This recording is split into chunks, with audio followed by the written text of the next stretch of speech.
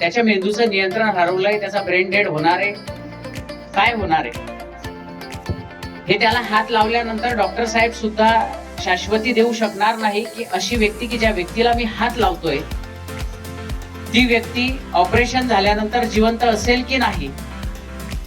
परंतु त्याच्या मेंदूला हात घालून त्याच्या मेंदूला ती ताकद प्रदान करून त्याच्या जीवनाला चालना देऊन माणसं जिवंत करण्याचं उत्तम उदाहरण म्हणजे डॉक्टर राजेश जैन सर आहे. आणि म्हणून डॉक्टर राजेश जैन सर 1991 पासून added neurological and maternity hospital Jalgaon या ठिकाणी न्यूरोसर्जन म्हणून कार्यरत आहेत. अर्थात मेंदू आणि मनकाशास्त्र क्रियातज्ञ म्हणून कार्यरत आहेत. पुण्याच्या प्रसिद्ध बीजे मेडिकल कॉलेजमधनं MBBS ची पदवी मिळवली आणि MS सर्जरी, त्यानंतर मुंबईच्या KEM हॉस्पिटलमधून MCH न्यूरोसर्जरीचं ज्ञान घेऊन ते जळगावला 1999 मध्ये प्रॅक्टिससाठी आले. आतापर्यंत मेंदू आणि मणका यांच्यावरच्या जवळपास 500हून अधिक शस्त्रक्रिया त्यांनी यशस्वीपणे केलेल्या आहेत आणि त्या माध्यमातून असंख्य रुग्ण त्यांनी चांगले केलेले आहेत. एक न्यूरोसर्जन म्हणून काम करत असताना योगा आणि प्राणायाम यांचा मेंदू विज्ञानाशी असलेला संबंध अभ्यास करण्याचं मेंदूचे शास्त्र, स्ट्रेस मॅनेजमेंट आपल्या प्रत्येकाला येतो. तणाव आल्यानंतर आपण काय करायचं? आईशी बोलणं सोडून द्यायचं, 2-4 झटके मारायचे, 2-4 वया फेकून द्यायच्या आणि आपण आपला संताप व्यक्त करायचा. ज्यावेळेस आपल्याला स्ट्रेस येतो, तणाव येतो, त्याचं मॅनेजमेंट कसं करायचं, त्यामध्ये असलेली आपल्या मेंदूची भूमिका, अशा अनेक महत्त्वपूर्ण डे टू डे विषयाचा मेंदू विज्ञानाशी असलेला संबंध अभ्यासात राहणे आणि त्याचा आपल्या पेशंटसाठी वापर करणे त्यांच्या आवडीचं झालेलं आहे. मेडिसिन शिवाय अनेक आजार बरे होतात. आपल्याला बरं होण्यासाठी औषधाची आवश्यकताच नाही. इतका सशक्त जर आपण आपला मेंदू ठेवला तर आपल्याला कुठल्याच औषधाची आवश्यकता त्या ठिकाणी पडणार नाही. आणि म्हणून आपली जीवनशैली त्यासाठी फार महत्वाची आहे. मार्गदर्शन म्हणून ते आपल्या पेशंटला एक 5-10 मिनिटं नक्की आवर्जून घेऊन बसतात आणि त्याला खूप समजावून सांगतात. म्हणजे एकीकडे समुपदेशन करण्याचंही काम, एक उत्कृष्ट समुपदेशक मार्गदर्शकाचं काम ते करत असतात. गाणे म्हणणे, सिंगिंग, स्विमिंग, रनिंग, क्रिकेट असं त्यांचे इतर आवडीचे विषय आहेत. तसंच त्यांचे YouTube चॅनल सुद्धा आहे ज्याच्यामध्ये अभ्यास कसा करायचा त्या संदर्भातले 18 एपिसोड्स आहेत. पाठदुखी, मानदुखी, स्ट्रेस मॅनेजमेंट, योगा, प्राणायाम, लाईफस्टाईल इत्यादी अनेक विषयांवर या चॅनलवरती एपिसोड्स या ठिकाणी येत आहेत. जे आपल्या जवळ आहे ते इतरांना देत राहावं. दिल्यानं वाढतं, मग ते ज्ञान असो, आपली कला असो किंवा आपलं कौशल्य असो. आणि म्हणून दिल्यानं ते मल्टिपल होत असतं, त्याचा गुणाकारच होत असतो. अनुभव हे आपण शेअर करत राहिलं पाहिजे. म्हणूनच आजचा हा सगळा आपल्या समोर शब्द प्रपंच आहे आणि या शब्द प्रपंचाचे धनी आज आपल्या कार्यक्रमाचे केंद्रबिंदू आदरणीय डॉक्टर राजेशजी जैन सर.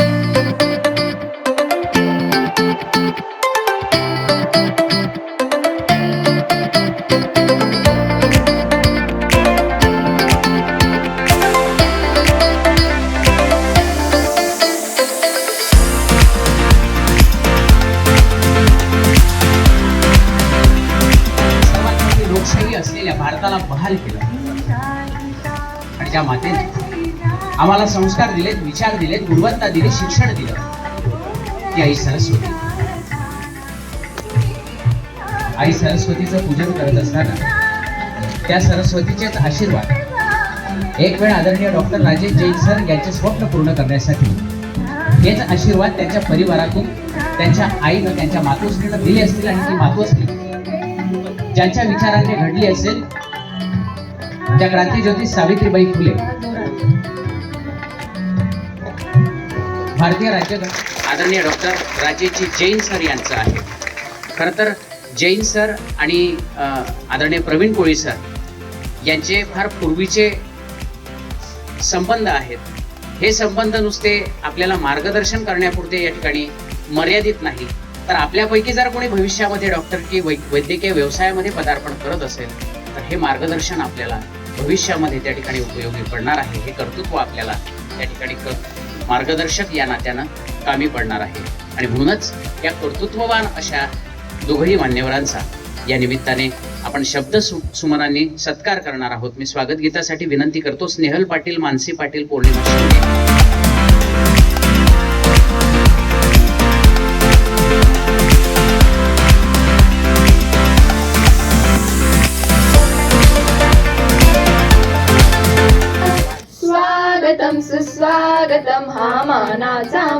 स्वागतम सुस्वागतम हा मानाचा मुजरा, इतिहासाचे रंगरूप हे आले या नगरा, इतिहासाचे रंगरूप हे आले या नगरा. शेतकऱ्याचे मुलं आहोत आणि या शेतकऱ्याच्या मुलांना मार्गदर्शन नसतं आणि या गाण्यातून आपल्याला तेच शिकायचं आहे की शेतकरी कुठेतरी मागे पडत असतो. त्याने आपल्या मुलांना घडवण्यासाठी काहीतरी प्रयत्न केले पाहिजे. गाण्याचे बोल आहेत, लिखा सिकानी जरा गोडी दादा जरा गोडी, आढाणी रईसन गहू बुडी दादा गहू बुडी.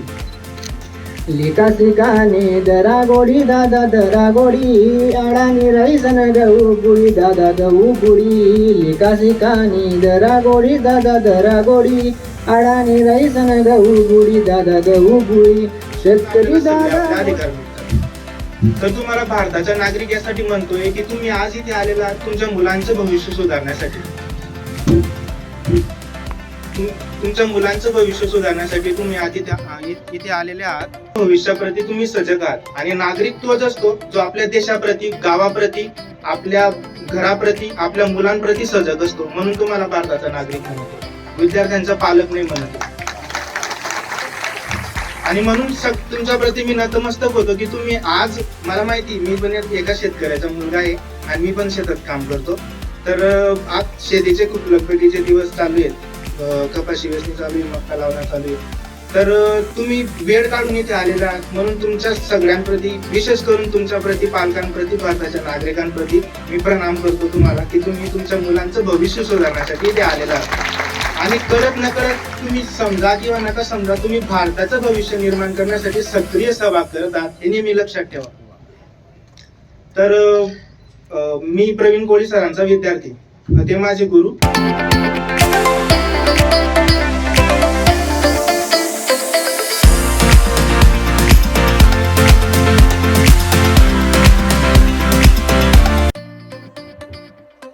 मित्रांनो, मनुष्याच्या 3 गरजा असतात, एक अन्न, वस्त्र आणि निवारा.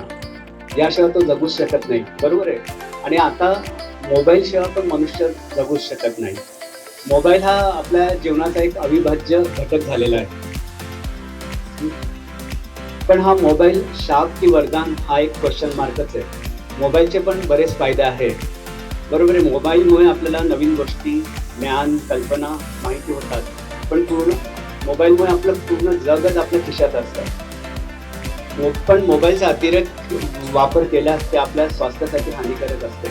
डोळ्यांना थकवा येतो, डोळे दुखतात, अंधुक दिसतं, कोरडेपणा येतो.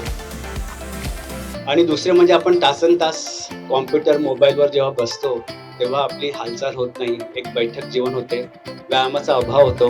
त्यामुळे पाठदुखी, मानदुखी असे आपल्याला आजार जडतात. आपला अमूल्य वेळ वाया जातो.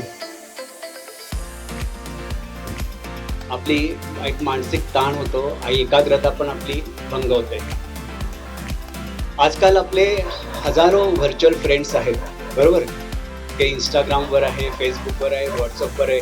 पण आपला शेजारी कोण आहे हेच आपल्याला माहिती नसतं मोबाईलमुळे. डोळे सुपर हिरो असल्यामुळे त्यांच्याकडे एक सुपर पॉवर असतं. तर ते पॉवर म्हणजे 20-20 रूल. तर 20-20-20 रूल मध्ये ते फ्रिक्वेंट ब्रेक घेतात.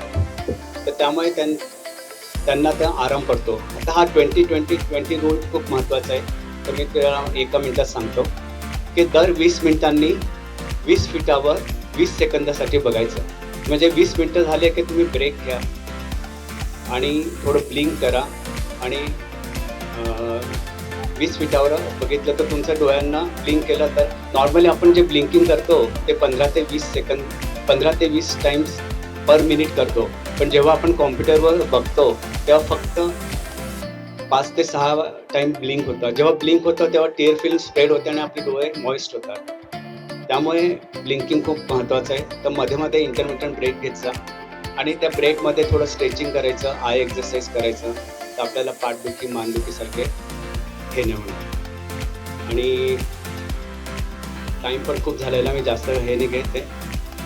तर मी शेवटी फक्त जाता तुम्हाला सांगतो, कबीरचा एक दोहा मी सांगतो की बोया पेड़ बबुल का तो आम कहाँ से होए, बोया पेड़ बबुल का तो आम कहाँ से होए, चिपक रहोगे मोबाइल से तो स्टडी कहाँ से होए. क्या बात है सर. आम्हीही वारंवार कामात येणारी पुंजी होती ती सर्व दवाखान्यात गेली.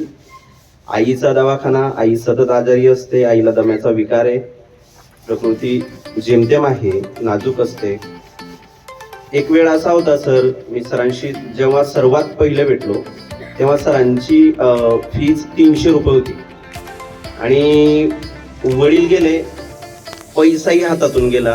माझ्या खिशात 500 रुपये होते त्या दिवशी आणि मनात एवढे विचार होते की आपल्या हातून सर्व गेलंय. आईची तब्येतही खूप नाजूक आहे, बहिणीचं लग्न बाकी होतं, माझंही लग्न बाकी होतं, वडील चालले गेलेत, भाड्याच्या घरात राहत होतो आणि त्यावेळेस मनात खूप डिप्रेस झालेलं होतं. मला कोणाजवळ तरी व्यक्त होणं आवश्यक होतं सर. मी त्या दिवशी जळगावला गेलो. जळगावला गेल्यानंतर एका ठिकाणी बसलो. मनात खूप वेगवेगळे विचार होते, विचारांचं खूप मोठं वारं होतं. वाटत होतं की आता स्वतःला संपावं, या आयुष्याला कुठेतरी पूर्णविराम द्यावा. आयुष्यात काहीच दिसत नव्हतं, कारण खूप मेहनतीने मिळवलेली मिळकतही आणि वडीलही गेले होते, जे आमचा आधारस्तंभ होते. त्यामुळे मला माझ्या मनात प्रत्यक्ष अप्रत्यक्षरित्या कळत नकळत आत्महत्येचे विचार येत होते. मी त्या दिवशी विचार केला, कदाचित मी त्यावेळेस व्यसनाधीनतेकडेही गेलो असतो किंवा सुसाईडही केलं असतं. मी विचार केला की मला मायग्रेनचाही प्रॉब्लेम होता. त्या विचाराने डोकं फार दुखायला लागलं. मी माझ्या मामांनाही जीवनदान सरांनीच दिलेलं. माझ्या मामांकडे आमच्या मामांचा अपघात झालेला, मेंदूवर पडलेले, त्यानंतर सरांनीच आमच्या मामांना वाचवलेलं. त्यामुळे मला माहिती होतं. मी सरांकडे गेलो, 500 रुपये होते, 300 रुपये पेड गेले. सरांशी बोललो. सरांना माझ्या मनातले जे सगळे विचार होते ते सांगितले. सर असं असं आहे, मला असं वाटतंय, मला हे करायचंय. सरांनी बाहेर पेशंटची एवढी गर्दी असताना बापू मला 2 तास दिले आणि त्या 2 तासात माझ्या मनात जो सुसाईडचा विचार होता तो बापूंनी काढला. हे सर्वांसमोर मी सांगू शकतोय, हे बोलू शकतोय, मान्य करू शकतोय. हे धाडस पण सरांमुळेच आहे माझ्यामध्ये. आणि मला असतं, त्यामुळे symmetry is the richest place. आणि ती कल्पना घेऊन मी हा उपक्रम चालू केला. मग यूट्यूबवर हे चॅनल माझ्या डोक्यात आलं की आपण विद्यार्थ्यांसाठी, कारण कॉन्सन्ट्रेशन कसं करायचं, मेमरी कशी वाढवायची, हे आम्ही सगळं ब्रेन सायन्समध्ये न्यूरो सर्जरी करत असताना शिकत असतो. पण ते शिकतो आणि अभ्यासात त्याचे काय मार्क मिळाले ते विसरून जातो. त्याच्यामध्ये ते शेअर केलेलं नाही आम्ही, आणि ते शेअर करण्याचा हा एक आमचा उपक्रम आहे, ही एक आमची पद्धत आहे की बुवा हे असं वाटतं की बुवा जे आम्ही 25-30 वर्ष शिकलो त्याचा विद्यार्थ्यांना जर एक 10%, 20%, 25% जरी फायदा झाला तरी. प्रत्येक क्षेत्राच्या पलीकडे अनेक आव्हानं तुमची वाट पाहतायत. विंदा करमणीकरांच्याच भाषेमध्ये सांगायला झालं तर असे जगावे दुनियेमध्ये आव्हानांचे लावून आता नजर रोखणी नजरेमध्ये आयुष्याला द्यावे उत्तर. खरं तर आज आम्हाला असं वाटलंच नाही की आज आपण वैद्यकीय क्षेत्रातील मान्यवर मंडळी शिक्षण क्षेत्राला मार्गदर्शन करण्यासाठी या ठिकाणी आपण बोलवलेली आहे. परंतु विद्यार्थी मित्रांनो आणि पालक बंधू भगिनींनो, आज खऱ्या अर्थानं आपण जो दिवस आपल्या मुलांसाठी दिला तो सत्कारणी दिला असं मला वाटतं. काही गोष्टी आदरणीय डॉक्टर साहेबांनी आपल्याला इंग्रजीत सांगितलेल्या असतील, त्या समजल्या नसतील तर आपल्या मुलामुलींकडून एकदा ऐकून घ्या, ते मराठीतून तुम्हाला छानपणे सांगतील. त्यांच्याकडे पाहून इतकी मोठी माणसं समाजासाठी काय करू शकतात, तर त्यांनी 25 वर्ष घेतलेली जी गुणवत्ता शिक्षणाच्या माध्यमातून आहे ते आपल्याला देऊ शकतात. मला याही ठिकाणी बहिणाबाई चौधरींची आठवण येते. बहिणाबाई चौधरींचा एक कवयित्री म्हणून शोध या जगाला केव्हा लागला, जेव्हा त्या मेल्या त्याच्या 1 वर्षानंतर लागला. परंतु त्या अजूनही जिवंत आहेत, कारण त्यांनी त्यांचं जे काव्य आहे ते लिहून ठेवलं.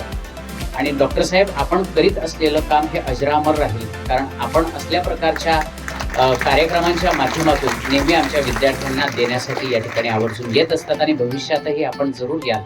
या अपेक्षांसह आपण समारोपाकडे वळणार आहोत. परंतु आज आहे 26 नोव्हेंबर. 26 नोव्हेंबर एका वेगळ्या गोष्टीसाठी आपल्या सर्वांच्या स्मरणात आहे. एक ऐतिहासिक गोष्ट, ज्या दिवशी डॉक्टर बाबासाहेब आंबेडकरांनी भारताला संविधान दिलं, जगण्याचा मूलभूत अधिकार आपल्याला दिला, तो संविधान दिवस आपला 26 नोव्हेंबर म्हणून आपण साजरा करीत आहोत. त्यासोबतच एक दुर्दैवी घटना जगातल्या सर्वात बलशाली असलेल्या, लोकशाही असलेल्या भारतामध्ये घडली. तो म्हणजे 26/11चा आतंकवादी हल्ला. आज या इन्फिनिटी कोचिंग क्लासेसच्या माध्यमातून घेतलेल्या या कार्यक्रमाच्या निमित्तानं मी आपल्या सर्वांना विनंती करतो की आपण सर्वांनी एकदा आपल्या जागेवर 2 मिनिट स्तब्ध उभं राहावं आणि मृतात्म्यांना चिरशांती लाभावी यासाठी प्रार्थना करावी. सलाम करे उन्हें जिनके हिस्से में ये मुकाम आता है, किस कदर खुश नसीब है वो लोग कि खून जिनका वतन के काम आता है.